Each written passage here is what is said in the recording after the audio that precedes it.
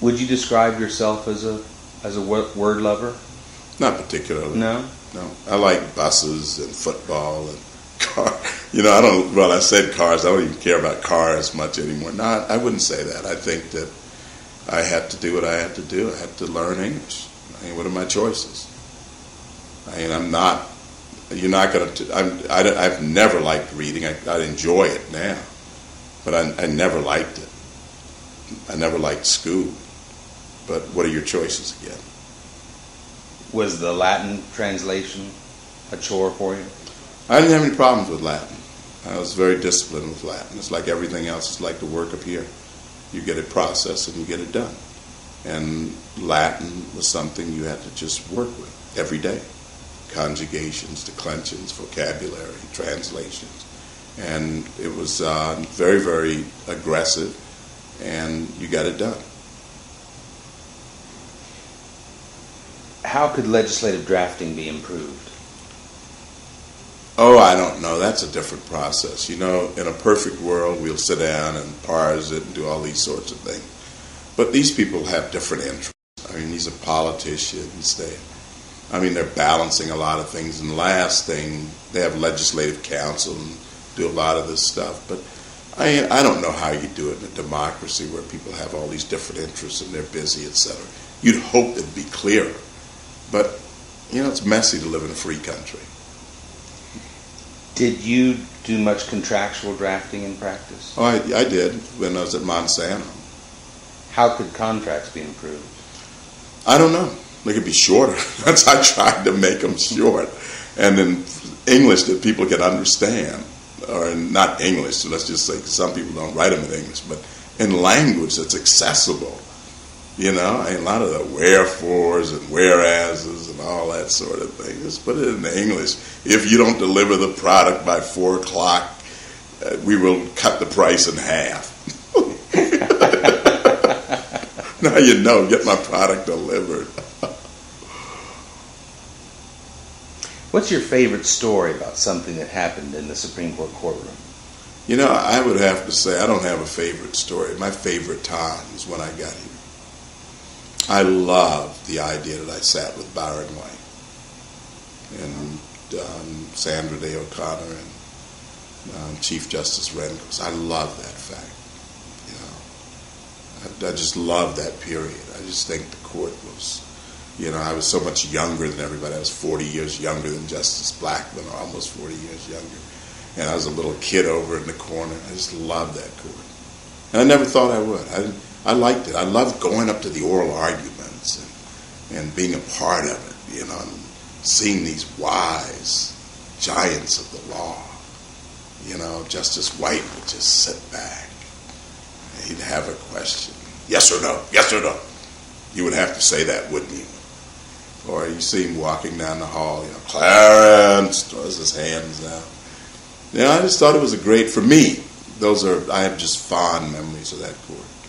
And one of the hardest things to see people leave, to see Justice O'Connor leave, to see the chief get sick and pass away, see Justice White, but I'd say it's not a favorite moment in the courtroom, but it's just a favorite time on the court. Excluding present justices, what opinion writers have you most admired ever on the Supreme Court? Harlan, first Harlan, and the second Harlan. Slightly. I didn't know. I didn't come here with any extensive knowledge about it, but when I've run across opinions that I've liked, there's Harlan again. I just happen to like them, and I, of course, like the first Harlan, and because of Plessy. And just a wonderful dissent. There are times I just read it. I like teaching con law just to be able to read those again, just to go through it again. That was really a prophetic dissent. Oh, just wonderful. And it just shows you that sometimes you write beyond the present. The U.S. reports and principles in that report have a long shelf life. So what you put in it with care. Not with erudition, with care. so that people in the future can access some interpretation of their Constitution. I talked with various law professors over the last year about Justice's writing. Many said you are the clearest writer on the court, that there's never any doubt about what Justice Thomas thinks, and there are no sentences in his opinions that you have to wonder, what did that mean? At the same time, last term, you were by far the briefest writer. Your average opinion was about 2,700 words. You were the only one under 3,000. Is that right? And that surprises you. Well, I'll add some this year. Will you? No, I haven't. I mean, it goes up and down. I mean, we edit. I tell them, we edit. And we try. I try to be accessible. I come from a family of people who could barely read, and some who couldn't read. The world was inaccessible to them because they couldn't read. Well, there's some average readers, and barely above average out here. There are people who are busy sole practitioners out here, busy judges who are doing all sorts of things, part-time judges. We got to write for them. Shouldn't they have access to the Constitution? We talk about, I had a buddy I have a wonderful buddy who's a quadriplegic. You realize that a curb that high is like the Great Wall of China to him in that wheelchair? Well, maybe a sentence that long is the Great Wall of China to people who want to read about their Constitution. So, I don't know. We try, and I can't say that we always succeed, but our goal is to make this document accessible to the parents of these law clerks. Certainly my family can't read it all, but others can. So, I mean, and I'm glad to hear that they're getting shorter and that people find them easy to read. What do you think would happen if one or more of the justices decided to take one of the opinions, it's 4,000 word long opinion, and let's try to write a précis. Let's try to condense it to 1,000 words. Do you think luck. Do you think much would be lost? Oh, I think like collegiality. Good luck. Yeah, I think that the people here are independent. They have different approaches. And I respect that. If you notice my dissents, say I respectfully dissent. I respect their right to disagree and have their own approaches. So I wouldn't force that on them because some people aren't comfortable. They don't think they can reduce things that much and say what they think needs to be said. So I wouldn't do that to them. But I mean, I think we can all edit a few more rounds.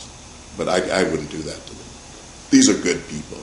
Well, I mean, if a justice decided to do it to his or her own opinion. I know, but you got to have people join. I mean, you could do it with your dissents, but you got to get people to join. And there's sometimes you add stuff that you look at it and say, "Why do you want that?" But the person wants it, so you have to add it because they think it's important for their join. And you don't see it doing any harm. But, you said, look, I don't need that extra, thing to dangle from my mirror in my car. Well, I'm not riding unless you do. Oh, gosh. So the thing dangles from your mirror in your car. It's not going to do any harm. So that's just the way it works. What do you say when somebody says, look, I want this footnote? And the footnote won't do any harm. It's an explanatory footnote. And you say, no, because I don't use footnotes. Do you really believe that things dangling from a rearview mirror don't do any harm? I don't have any dangling from mine, so I can't really tell you. But look, I'll learn how to get along with it if I need them to go along on a matter of principle. Do lawyers have a professional obligation to cultivate their writing skills? I think lawyers have a professional obligation, like we all do, to get better and better at our craft. And I think writing better is a part of that. Well, Justice Thomas, you've been up since 2:30 this morning. You've been very generous with your time. And I'm not going back to bed. Well, it's midnight now, so... Yeah, it's midnight now. You're a funny guy. Thank you very much. Thank you. Well, I hope that was